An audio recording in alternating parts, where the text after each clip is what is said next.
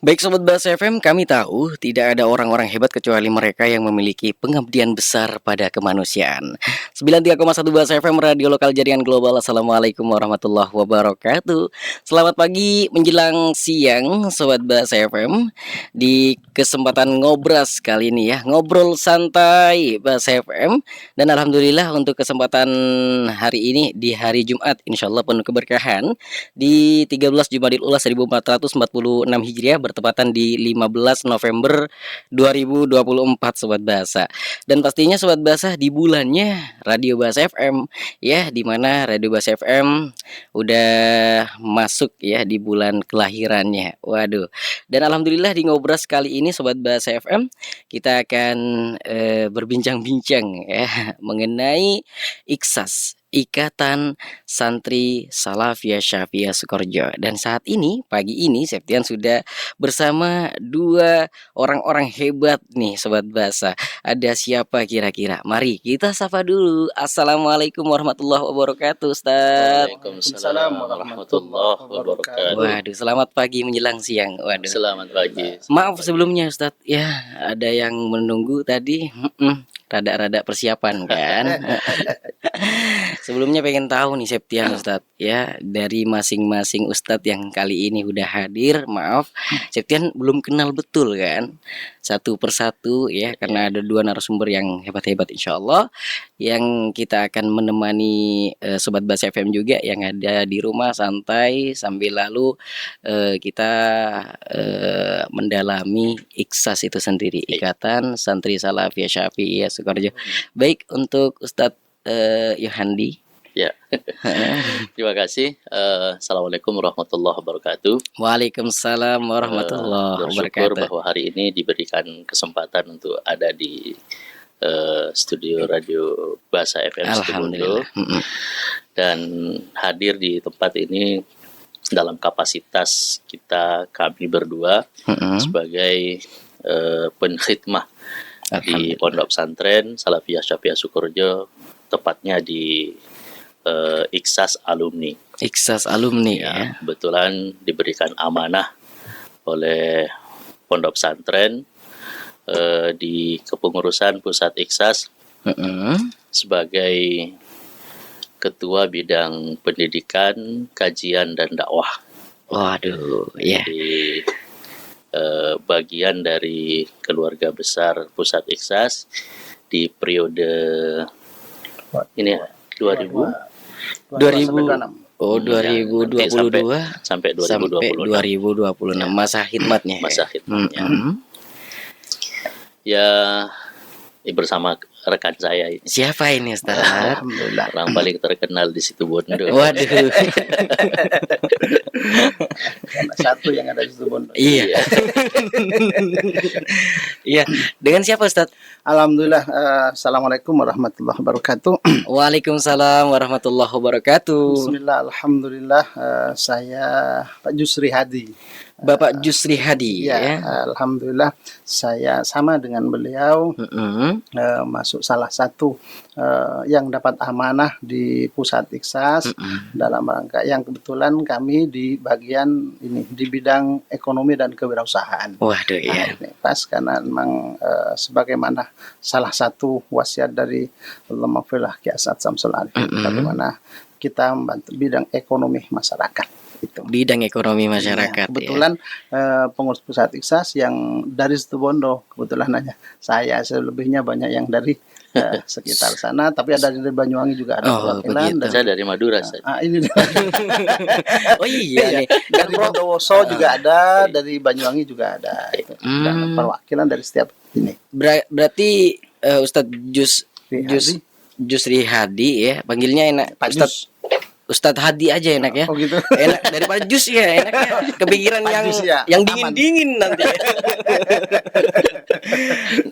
Nah gini Ustadz Hadi asli pribumi sini ya, Situbondo ya. Situbondo asli. Asli Situbondo. Tidak ada campur dari mana-mana Anda ya. Tidak ada. Asli. Dan Bondo, bukan. Sekarang memang alumni memang ya. Alumni. Tahun berapa kira-kira Ustadz? Alhamdulillah saya masuk di pesantren tahun 90 dan rekom dari pengasuh, rekom untuk keluar. Rekom kalau istilah yang lain boyong ya biasanya. Pulang. Pulang. Sudah dapat izin untuk pulang dari ini. Waktu itu kami masa Allah maafillah Fawaid As'ad. Oh, jadi begitu. rekomnya. Kira-kira tahun 98. 98 ya. 98. Ya. Dan Ustadz Yohandi sendiri dari kapan sampai kapan? Sampai sekarang kayaknya ya. Ya, dari dulu sampai sekarang.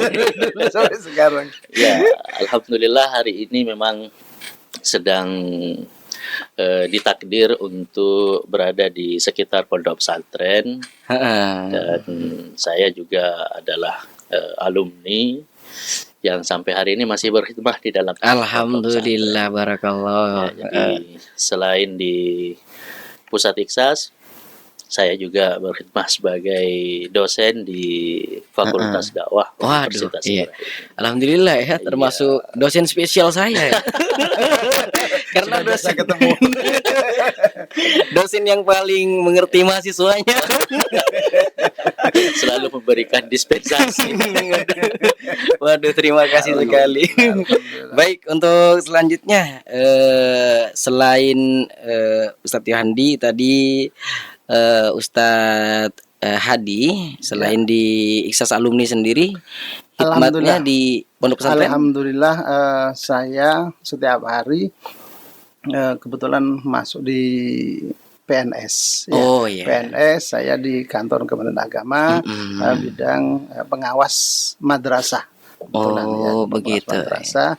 Jadi setiap hari di Kemenak. Jadi selebihnya dari itu kami berkhidmat untuk pesantren melalui Ikhsas, baik Ikhsas pusat yang kebetulan karena domisili kami ada di Panji, kami masuk juga berkhidmat di Ikhsas Suprayon Panji. Suprayon, komisariat ya. Bukan, biasanya Suprayon. Suprayon ya. Suprayon itu untuk kecamatan, komisariat itu untuk desa. Oh, berarti ya tingkatannya begitu sampai detail begitu sekarang ya. Mulai dari pusat, pusat itu di Skorjo, kemudian rayon di kabupaten-kabupaten atau gabungan dari beberapa kabupaten. Kemudian di bawahnya itu ada Suprayon. Suprayon itu kecamatan, di bawah itu ada komisariat. Nah, begini Ustadz ya. Sebelum ke lebih dalam lagi mengenai Ikhsas, pengen deh Septian ini pengen tahu alasan antara Ustadz Yohandi, Ustadz Hadi ini alasannya berkhidmat betul berkhidmat di Ikhsas itu apa sih? Motivasinya kayak atau apalah? Ya, tentu motivasi pertama adalah kita ini kan bagian sudah seperti keluarga. Baik. Sebagai seorang santri memiliki tanggung jawab, baik itu sebenarnya sejak aktif menjadi santri itu sudah melakukan khidmah, ya, dan Ikhsas ini juga tidak hanya tidak hanya untuk alumni tetapi juga ada Ikhsas untuk santri. Jadi tanggung jawab saya kira secara naluriah, panggilan jiwa bagaimana seorang santri ini bisa melakukan sesuatu walaupun itu mungkin kecil yang bisa dilakukan untuk membantu pondok pesantren. Nah, apalagi Ikhsas ini adalah Ikhsas yang alumni khususnya memiliki tanggung jawab yang sangat besar, menjadi corong pondok pesantren, jadi membantu pondok pesantren menyampaikan kebijakan-kebijakan, aturan-aturan dan semacamnya yang tentu internal pondok pesantren sendiri memiliki keterbatasan untuk menyampaikan itu, sehingga diperlukan orang-orang yang mungkin bisa sedikit ketuk tular bahasanya mungkin menyampaikan begitu. Nah, kita memilih untuk berkhidmah di jalur ini karena posisi sudah ada di luar bersama dengan masyarakat, dan sebagai alumni ya tadi tanggung jawab untuk menyampaikan syiar-syiar itu dan melaksanakan tugas-tugas pesantren di luar kompleks pondok pesantren untuk sesuatu yang mungkin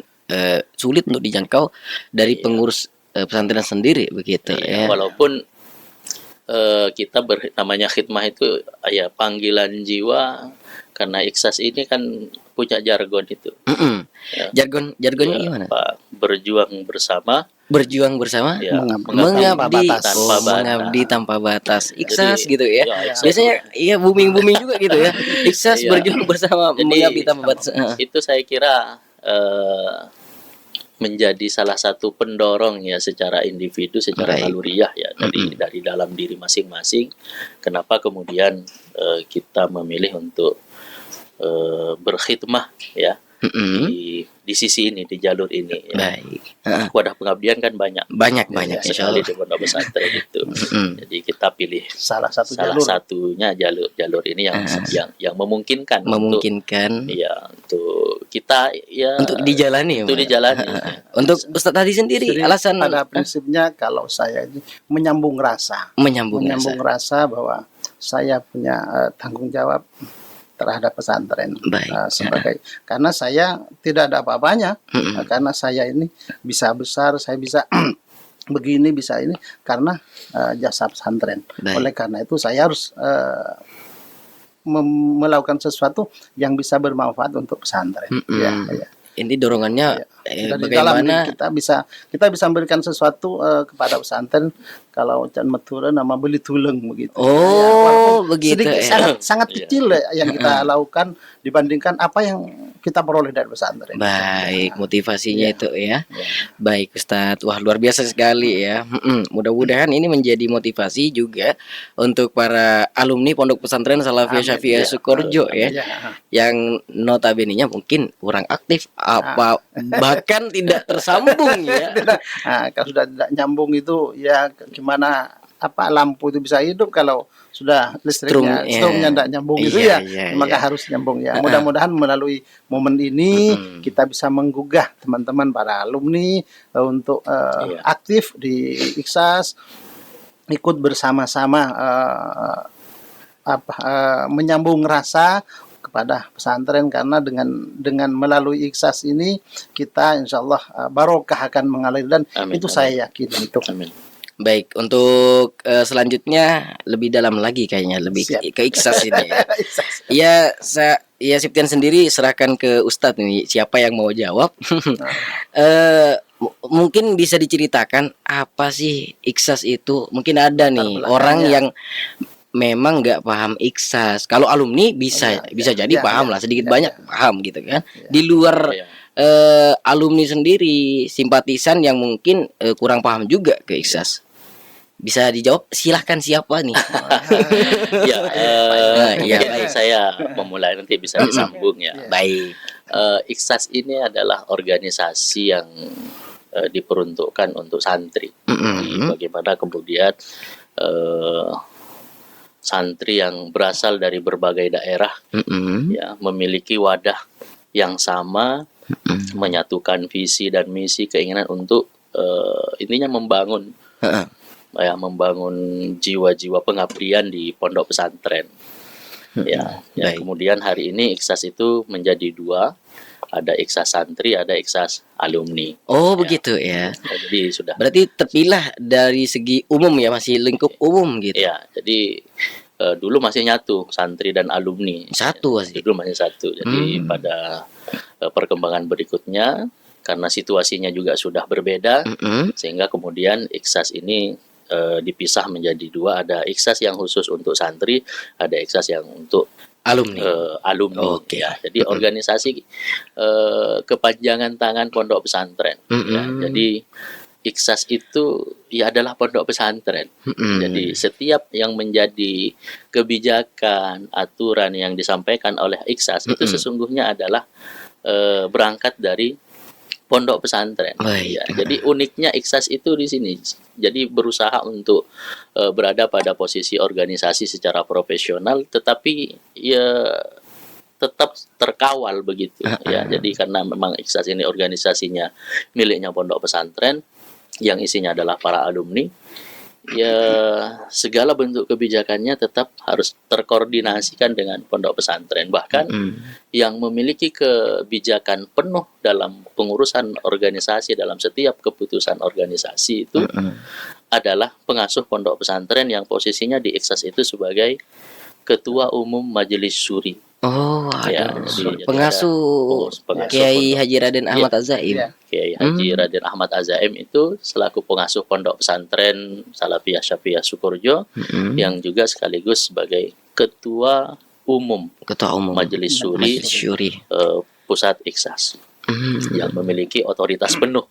Baik. Iksas ini mau diarahkan akan melakukan apa ya atas persetujuan Beliau ya. Mungkin ada tambahan Jadi, dari kita pelaksananya itu di Tamfidi. di Tamfidi. Ya, di Tamfidi kita pelaksananya. Apapun yang kita lakukan di Iksas ini, yang akan kita perbuat ini melalui Iksas ini, pasti sebelumnya kita harus matur kepada beliau, karena tanpa restu dari beliau kita tidak bisa jalan. Apapun itu pasti kita harus pengetahuan beliau, karena jangan sampai nanti apa yang kita lakukan menurut kita itu baik, tapi belum tentu menurut beliau yang dampaknya harus ini. Kita berpikirnya bukan dalam skala kecil, tapi kita senusantara. Baik. Nusantara. Berarti Jadi sedikit banyak apapun yang memang menjadi keputusan Diksa sendiri harus ya matur ke matur beliau. ke KZIM ya. Nah, karena beliau yang punya Iksas, artinya kami bahasa tadi kami berkhidmat melalui Iksas, apa yang menjadi kebijakan dari pesantren kami ke bawah ke masyarakat adalah kepanjangan tangan dari pesantren, apa yang menjadi kebijakan dari pesantren mulai dari santri baru, kemudian dalam hal ini dalam waktu dekat dalam haul ini kita akan semua kebijakan aturan yang akan dilakukan dalam rangka kegiatan haul ini dituangkan melalui kebijakan yang ada di pusat sebagai pelaksana, tapi semuanya tetap mengacu sesuai dengan apa yang menjadi kebijakan dari pesantren. Nah kebetulan nih tadi rada membahas haul ya, rada ke haul karena momennya sekarang memang haul ya. Beberapa rangkaian udah terlaksana insya Allah. Dan untuk santri, untuk wali santri sendiri mungkin ada nih sistem yang diatur oleh Iksas sendiri untuk kunjungan haul ini. Gimana nih? Lebih detailnya maksudnya. Kadang ada wali santri yang memang rada-rada bingung gitu kan. Untuk kunjungan ke pondok pesantren itu sebenarnya wilayah itu adalah wilayah pondok pesantren yang mengatur pengurus harian di pondok pesantren. Kita di kepengurusan pusat Iksas alumni itu menjadi mediator ya, menyiapkan menyampaikan hasil keputusan itu kepada alumni, kepada wali santri yang itu sebenarnya sudah terbuka dengan ketentuan-ketentuan yang sudah diatur.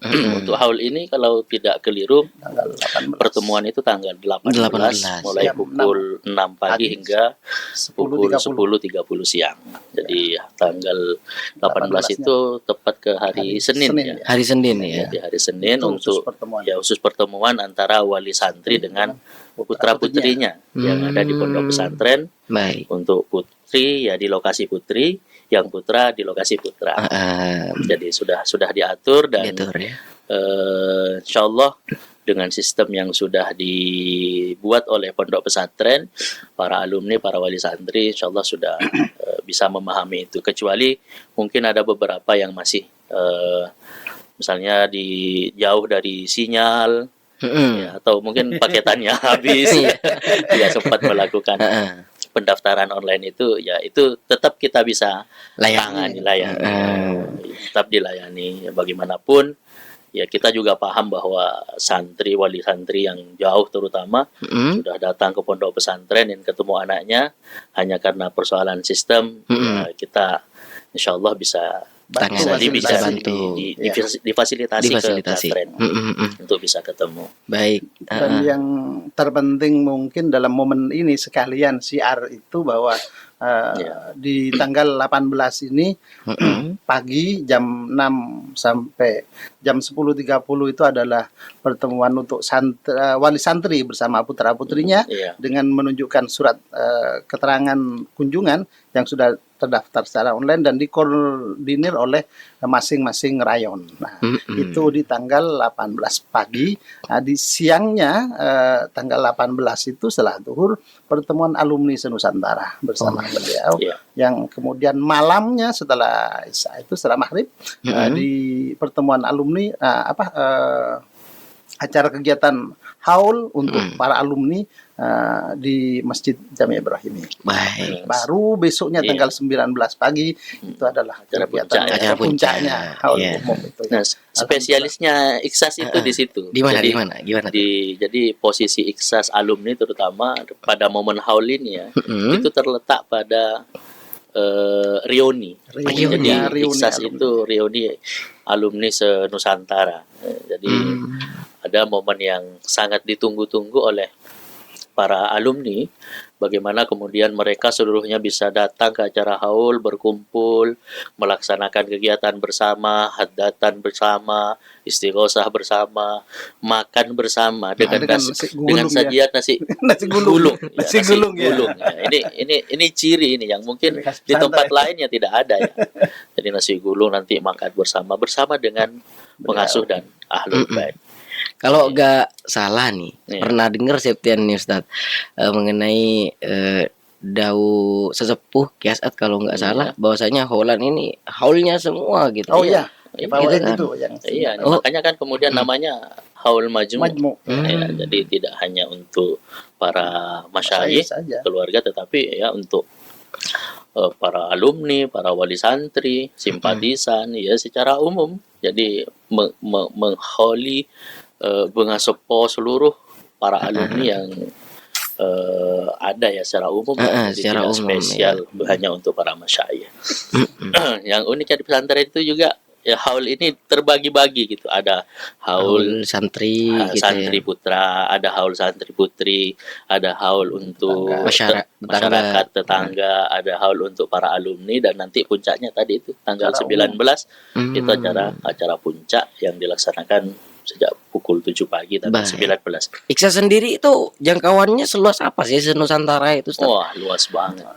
Iya, maksudnya kan pengen tahu nih Ustaz nih. Nusantara bahasanya apa sampai ke luar negeri kayak gitu. Ya, saat ini memang Iksas ini masih berada di Indonesia dan hampir di seluruh provinsi sudah terbentuk ya Iksas.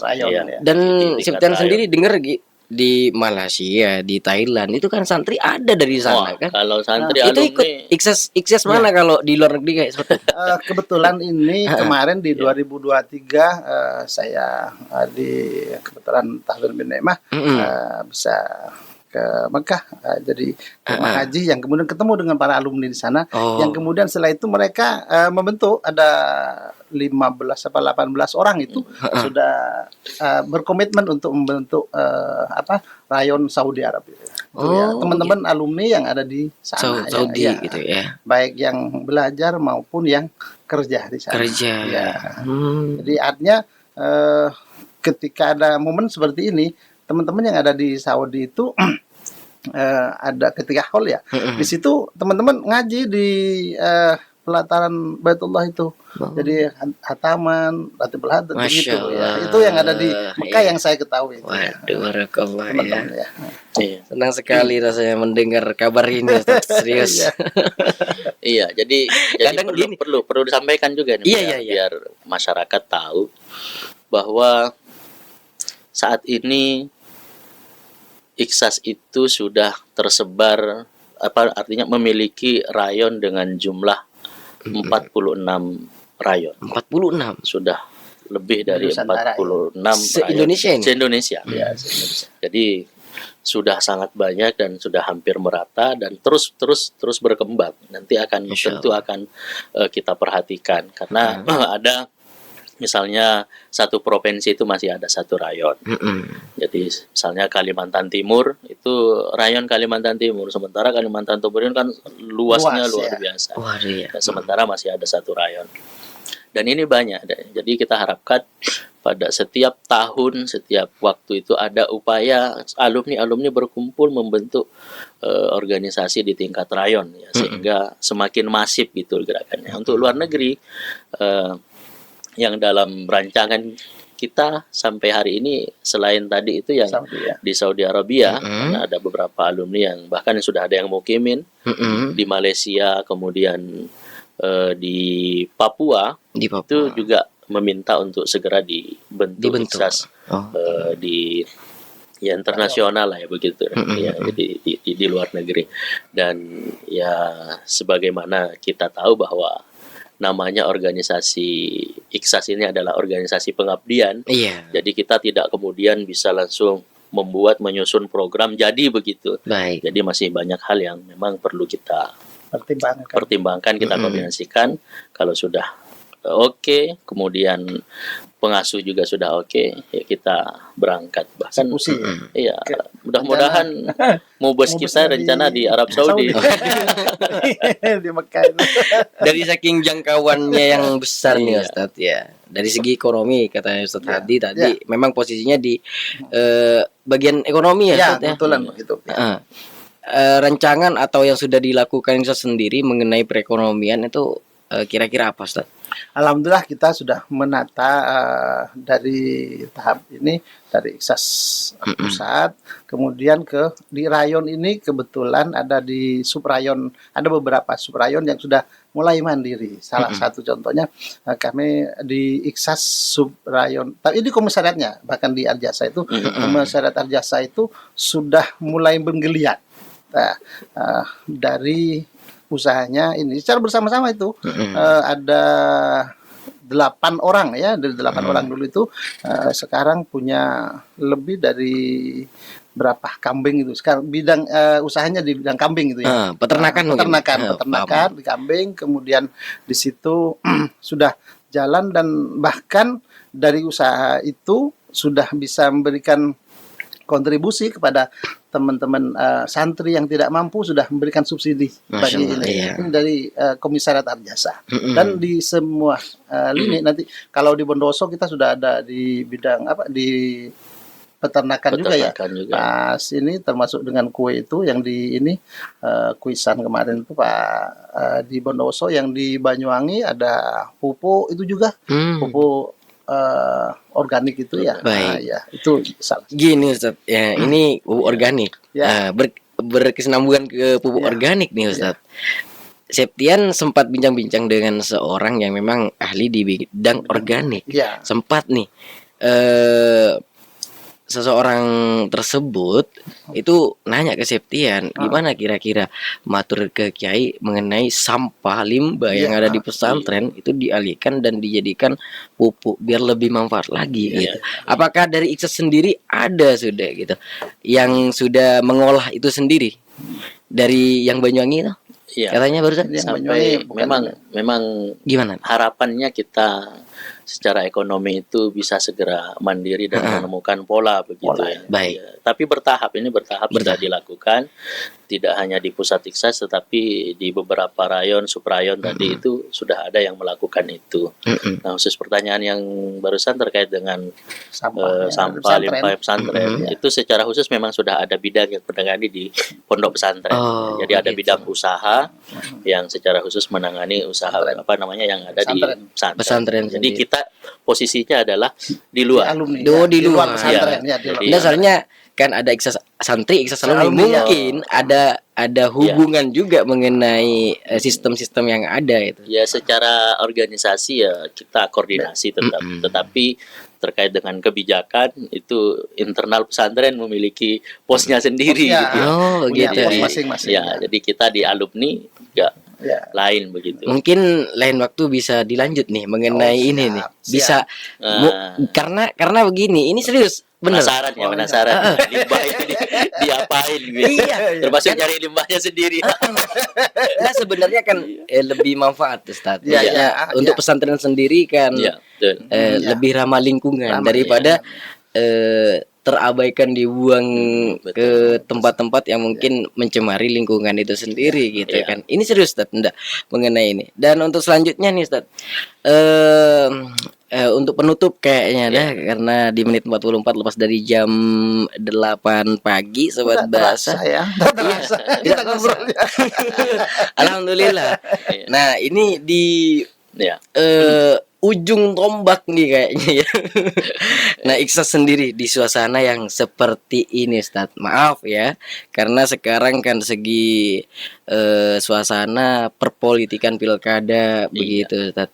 Gerakan damai kah dari Ikhlas sendiri apakah ada Ustaz gimana? Iya, tentu sebagai organisasi pondok pesantren dan juga sudah sesuai dengan arahan dari Ketua Umum Majelis Suri, Ketua Umum Majelis Tanfizi, bahwa posisi Ikhlas di setiap kontestasi pilkada politik praktis itu secara organisasi memang tidak terlibat.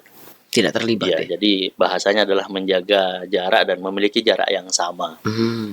Ya, jadi kita khusus untuk pilkada misalnya tahun 2024 ini, sebagaimana yang sudah beredar, Baik. bahwa Ikhlas itu tidak memiliki, tidak di mana-mana. Oke. Ya, jadi tidak posisinya ikut kita mendukung, berkhidmat pesantren. bahkan Baik.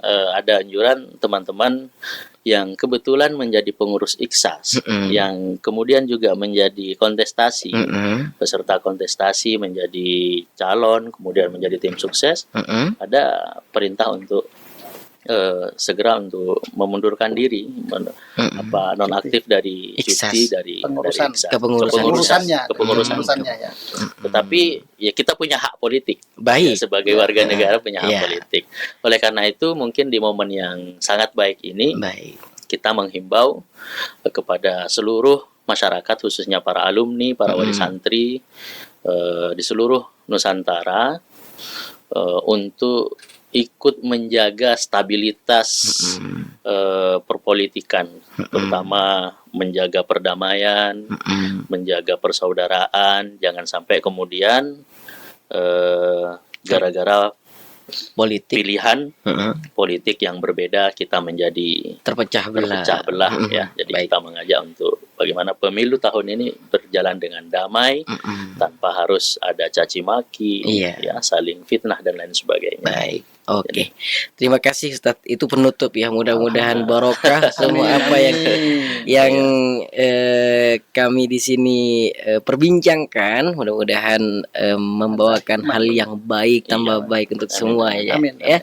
Terakhir mungkin kita juga ini mohon mohon doa ya Iya. kepada seluruh masyarakat bahwa kita di kepengurusan Pusat Ikhlas memiliki tugas dan tanggung jawab yang sangat berat, dan tentu berharap dukungan, support dari seluruh pihak, terutama doa lah. Baik. Bagaimana kita mampu mengemban amanah ini, seluruh pengurus diberikan kemampuan, diberikan kesehatan, sehingga mampu sampai tuntas menyelesaikan amanah hingga 2026 nanti. Amin ya rabbal alamin, mudah-mudahan ya. Dan terima kasih banyak Ustaz ya. Sama-sama. Baik, Ya. bisa pamit Ustaz. Baik, terima kasih. Mohon pamit. Satu aja masyarakat Iya. Situ Bondo khususnya para alumni, para pengurus Ikhlas Nusantara. Pamit undur diri. Assalamualaikum warahmatullahi wabarakatuh.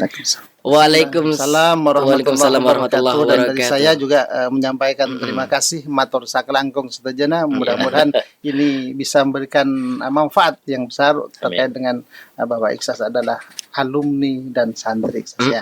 Terima kasih. Assalamualaikum warahmatullahi wabarakatuh. Waalaikumsalam warahmatullahi wabarakatuh. Septian mohon maaf ya suruh pamit bukan ngusir tapi untuk sobat bahasa sendiri. Tapi untuk Septian sendiri pamit pribadi nih langsung nih sobat bahasa ya. Baik, terima kasih sobat bahasa FM, dan untuk yang masih berada di 93,1 bahasa FM tetap saja berada di program Dendang Pagi Bahasa FM. Pastinya Septian pamit juga dari ruang dengar Anda. Wassalamualaikum warahmatullahi wabarakatuh.